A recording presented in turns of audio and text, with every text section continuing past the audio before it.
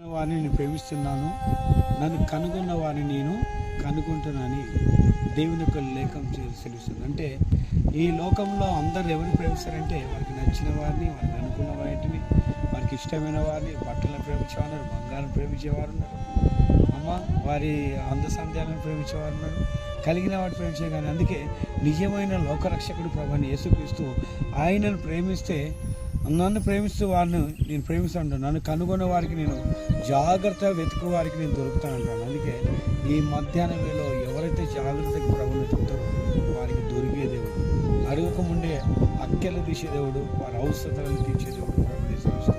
తల్లిదండ్రుల బిడ్డను మర్చిన ఈ మాత్రం ఆయన మర్చిపోయేవాడుగా.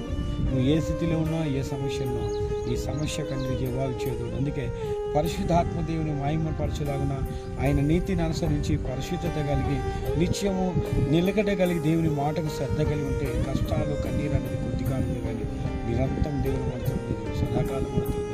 భూమారిన మార్పు లేని దేవుడు ఆయన నిన్న నేడు ఏకరీతిలో ఆకాశము భూమిని కలిగించిన దేవుడు, సూర్య నక్షత్రం కలిసి భూమిలో ఉన్న ప్రకృతిని కలిసి ప్రకృతిలో సమస్త కలిసి మానవులు సర్వవాలి మానకోసానికి ప్రాణం త్యాగించిన త్యాగమూర్తి ప్రభువుని యేసుక్రీస్తు జీవాధిపతి. ఆయన మించిన దేవుడు సజీవుడు మన ప్రభువుని యేసుక్రీస్తు.